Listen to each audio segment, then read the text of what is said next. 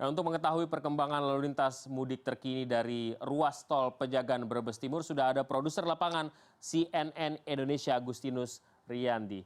Rian, saya lihat di belakang Anda jalan kendaraan agak lambat. Bagaimana perkembangannya setelah luar biasa macet puluhan kilometer terjadi sejak malam kemarin? Seperti yang bisa Anda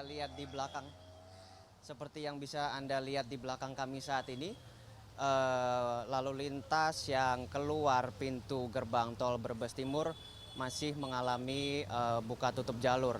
Hal ini difungsikan agar jalur mudik yang mengarah ke kota Tegal, ke pusat kota Tegal, tidak mengalami kemacetan seperti kemarin malam. Seperti yang Anda ketahui, kemarin malam terjadi kemacetan yang luar biasa panjang hingga membuat pusat kota Tegal mengalami kemacetan yang sangat panjang. Namun untungnya tadi pagi sekitar jam 6 pagi kondisi lalu lintas di Simpang Maya kembali normal dan bisa dilalui dengan kecepatan seperti normal seperti biasanya. Namun kondisi yang sebaliknya justru terjadi di jalur Pantura dari Tegal menuju ke Brebes. Tadi pagi diberlakukan sistem kontraflow dari Brebes menuju Tegal sehingga jalur lalu lintas dari Tegal menuju kota Brebes mengalami macet yang lumayan panjang. Dan hingga malam ini seperti yang bisa Anda lihat, kota Tegal, kota Brebes maksud kami, Brebes Timur, diguyur hujan deras sehingga hal ini semakin menambah kemacetan yang lumayan panjang. Vito.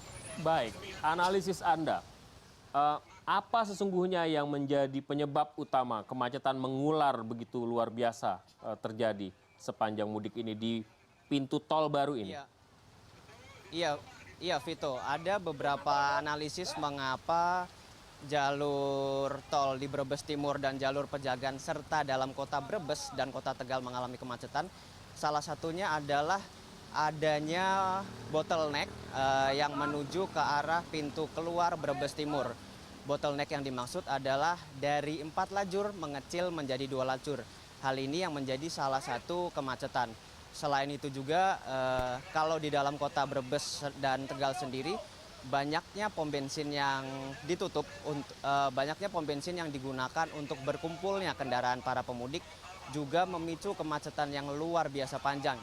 Hal ini memicu Polres Kota Tegal untuk bekerja sama dengan para pemilik stasiun pengisian bahan bakar umum untuk melakukan sistem buka tutup di dalam SPBU mereka sendiri.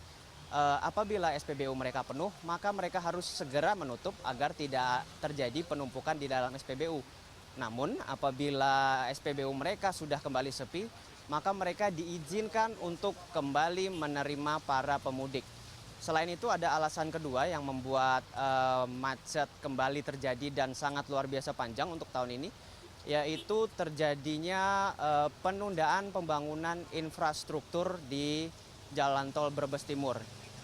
Dari data yang kami dapat, Jokowi mengatakan bahwa penundaan jalan tol yang harusnya bisa diselesaikan dalam waktu 1 atau 2 tahun, ada yang molor mulai dari 8 hingga 20 tahun.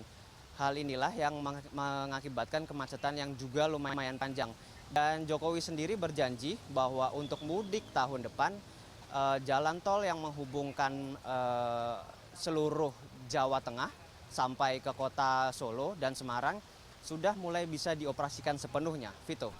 Ya, sekarang ada rekayasa lalu lintas. Apakah benar-benar efektif upaya yang dilakukan oleh aparat untuk melakukan pengaturan ini? Atau jangan-jangan memang karena volume kendaraannya sudah mulai semakin sedikit sehingga jalannya lebih lancar begitu? Iya, Vito.